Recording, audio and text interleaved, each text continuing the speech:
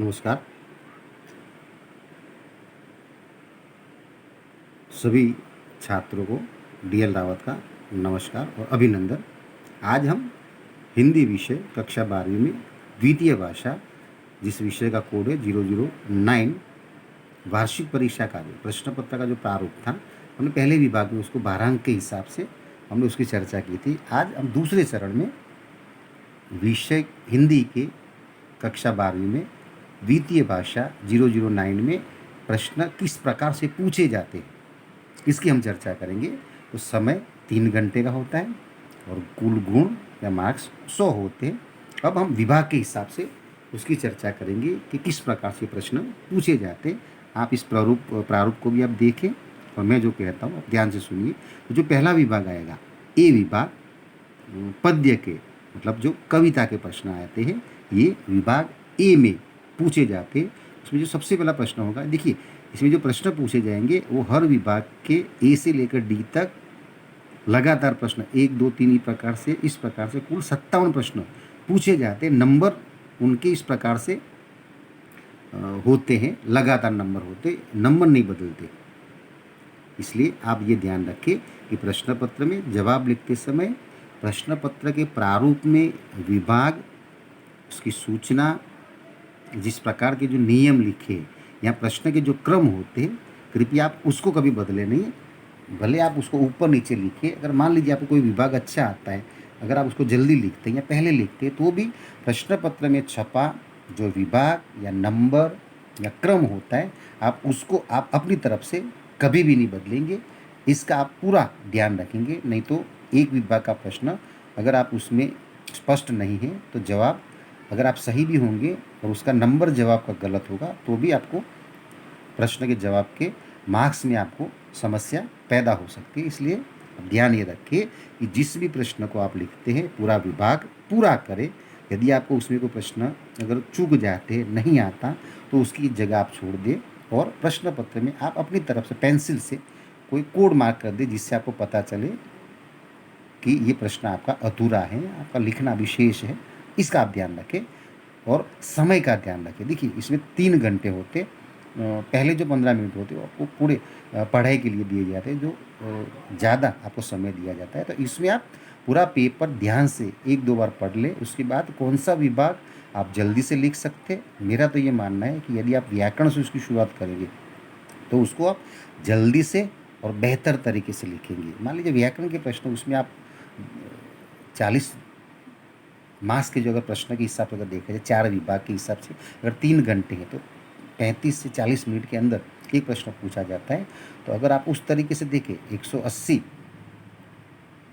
Minute का जो प्रश्न होता है, तो इसके हिसाब से अगर आप 4 विभाग के तौर पर देखें, तो आपको कम से कम 40 मिनट में आप एक प्रश्न लिखना होता है। यदि आप व्याकरण से शुरू करेंगे तो उसमें मुझे लगता है आप 10 से 15 मिनट आप उसमें से जल्दी लिख के वो मिनट बचा सकते हैं, और जो आगे के जो निबंध या ऐसे जो कठिन प्रश्न होते हैं उसमें से आप लिख सकते हैं, आपको सहायता मिल सकती है। तो हम ये आपको सबसे पहले इतना ध्यान रखना है कि प्रश्न पत्र का विभाग या जो भी नंबर या जो भी सूचना है वो आप अपनी तरफ से कभी न बदले। वो जो छपा हुआ है वही विभाग, वही नियम, उसी का आपको क्रम का पालन करना है। देखिए सबसे पहले एक एक वाक्य में प्रश्न पूछे जाते हैं। जो पद्य के होंगे, मतलब विभाग ए के जो प्रश्न होते हैं 4 प्रकार के, वो कविता के या पद्य के होते हैं। तो सबसे पहले जो विभाग ए में एक एक वाक्य का प्रश्न होता है, ये 5 प्रश्न होते हैं, 5 गुण होते हैं, मतलब एक प्रश्न के जवाब के 1 गुण होते हैं। दूसरा वाक्य पूर्ति, मतलब जो वैकल्पिक प्रश्न होते हैं कि एक प्रश्न होता है, उसके नीचे 4 विकल्प होते हैं और उसमें से एक चुन कर आपको उसका जवाब लिखना होता है। तो ये 4 होते हैं, 4 गुण होते हैं, मतलब कि ये एक प्रश्न का 1 जवाब, 1 मार्क्स होता है। उसके बाद तीसरे चरण में आता है विभाग ए में 2-3 वाक्य में जो कविता का एक प्रश्न होता है। ये प्रश्न 2-3 प्रश्न होते हैं, तो एक प्रश्न का 2 गुण होता है। तो ये 6 गुण का जो प्रश्न होता है वो 2-3 वाक्य का होता है। और अंत में विभाग ए में आता है सविस्तार। तो 2 प्रश्न होते हैं और दोनों प्रश्न 10 गुण के होते हैं। इसमें सविस्तार में एक अतिरिक्त प्रश्न होता है। जो पहला होता है वो फर्जियात लिखना होता है, और उसके बाद जो दूसरा होता है उसमें विकल्प होता है। अथवा करके लिखना होता है। तो इस प्रकार से आपको जवाब लिखना होता है। विभाग जो बी होता है वो बिल्कुल ए विभाग जो कविता का होता है उसी प्रकार से, उसी परिरूप के हिसाब से विभाग बी के प्रश्न होते हैं। गुण भी लगभग उसी प्रकार से होते हैं कि एक एक वाक्य में 5 प्रश्न 5 गुण, फिर वाक्य पूर्ति या वैकल्पिक प्रश्न 4 गुण 4 प्रश्न, 2-3 वाक्य के प्रश्न 6 गुण, मतलब एक का 2 गुण, फिर सविस्तार 2 प्रश्न, इसमें एक अथवा होगा जो 10। तो इस प्रकार से अ और ब विभाग के जो प्रश्न होते हैं वो गद्य और पद्य के लगभग उसका जो परिरूप होता है या गुण का जो भारांक होता है वो समान होता है।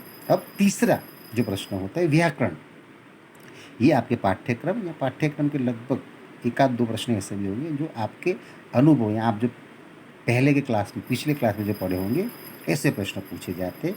तो तीसरे विभाग व्याकरण में 2 शब्द समानार्थी होते हैं और उनके विकल्प, उसके जवाब लिखने होते हैं, 2 गुण के होते हैं, दोनों आपको लिखने होते हैं। अगर इसमें अगर एक आध ज़्यादा भी है तो आपको उसके जवाब अतिरिक्त होगा वो भी लिखेंगे, जिससे यदि एक जवाब गलत हो जाता है तो आप उसका मार्क उसमें ऐड हो जाएगा। फिर 2 शब्द विकल्प होते हैं और उसके विकल्प के एक शब्द और एक, मतलब एक का एक गुण होता है, तो ये 2 होते हैं। तद्भव शब्द, तत्सम, मतलब जो देशी शब्द होता है उसका जो शुद्ध रूप होता है मानक हिंदी में ये लिखना होता है, वो एक होता है, वो इसके एक गुण है। फिर उपसर्ग, 2 उपसर्ग और 2 प्रत्यय शब्द पूछे होते हैं, उसके भी जवाब जो 2 मार्क्स का प्रश्न ये पूछा जाता है, एक एक होता है। फिर 2 विशेषण शब्द, इसमें विशेषण खोजना होता है और पहचान कर भी उसका जवाब लिखना होता है, ये 2 गुण के प्रश्न होते हैं। शब्द समूह के लिए एक शब्द का भी एक होता है, वो आपको लिखना होता है, 1 गुण का यह प्रश्न होता है। ये पूरा एक वाक्य जो अशुद्ध वाक्य होता है और उसमें जो शब्द नीचे अंडरलाइन की होती है उनमें से शुद्ध वाक्य करके या पूरे वाक्य में जहाँ पर अशुद्ध या वाक्य के दृष्टिकोण से जो गलत होता है उसको सही करके आपको लिखना होता है। ऐसे 2 आते हैं 2 गुण के प्रश्न। फिर मुहावरा और उसका अर्थ और उसका वाक्य प्रयोग, इस प्रकार से 2 होते हैं। तो इसमें जो एक लिखना होता है उसमें एक होता है उसके वाक्य का अर्थ और दूसरा उसी का होता है, वो उसका अर्थ का वाक्य प्रयोग करेंगे उसका होगा। आगे होगा कहावत का अर्थ, तो इसमें केवल अर्थ लिखा है। देखिए मुहावरे में अर्थ और वाक्य प्रयोग दोनों है, तो आपको वाक्य प्रयोग भी लिखना है और कहावत है उसमें केवल उसका जवाब लिखना होता है, इसका अर्थ लिखना होता है, तो ये होता है। और प्रयोजनमूलक जो हिंदी होते हैं उसमें से 5 प्रश्न पूछे जाते हैं, तो ये एक का एक गुण होता है। तो प्रयोजनमूलक हिंदी व्याकरण में ये पूछे जाते हैं जो 5 गुण के होते हैं। अंतिम जो विभाग होता है डी विभाग, ये लेखन विभाग माना जाता है।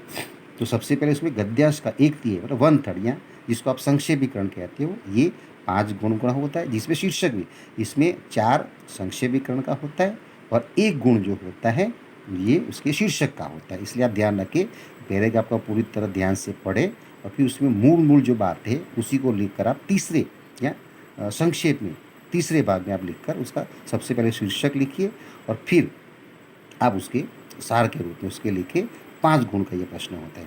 फिर एक पद्यांश होता है, उसका भावार्थ, उसका अर्थ विस्तार आपको समझ के लिखना। तो ये पद्यांश लगभग आपके पाठ्यक्रम की कविता की या दोहे के जो प्रश्न होते हैं उसी का आपको लिखना होता है। जैसे कोई कवि का हो तो कवि का नाम होता है, ये दोहा है, वो क्या कहना चाहते हैं, तो ये जो लिखना होता है वो 2 होते, 2 में से कोई भी एक लिखना होता है, ये 3 गुण का होता है। फिर एक गद्यांश और उसके 5 प्रश्न, मतलब गद्यांश का मतलब एक पैराग्राफ होता है, उस पैराग्राफ को आपको पढ़ना होता है और उस पैराग्राफ के नीचे 5 प्रश्न होते हैं। तो आपको उस पैराग्राफ में से पढ़ के नीचे के जो प्रश्न 5 होते हैं उसके जवाब लिखने होते हैं, जिसके गुण 5 हैं। फिर साहित्यिक, सांस्कृतिक, नैतिक और सामाजिक विषयों पर आधारित निबंध जो 8 गुण का होता है, ये 3 होते हैं और उसमें मुद्दे भी होते हैं। आपको मुद्दे को ध्यान में रखकर या उसका उपयोग करके आपको रूपरेखा के आधार पर आपको निबंध लिखना होता है, 8 गुण का प्रश्न।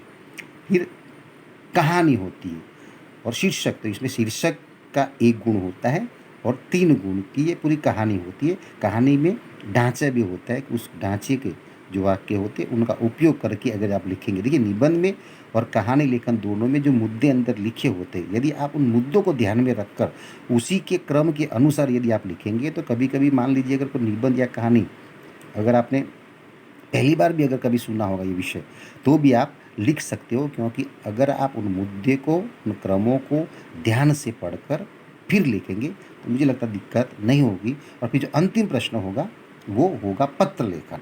तो पत्र लेखन में भी 5 गुण के प्रश्न होते हैं। तो इस प्रकार से आज हमने हिंदी विषय में कक्षा 12वीं में द्वितीय भाषा, जिसका कोड 009 है, इसमें हमने 100 गुण के ये पूरे प्रश्न का जो विभाग के हिसाब से हमने उसकी चर्चा की कि ये प्रश्न किस प्रकार से पूछे जाते हैं और कौन सा प्रश्न किस प्रकार से लिखना है।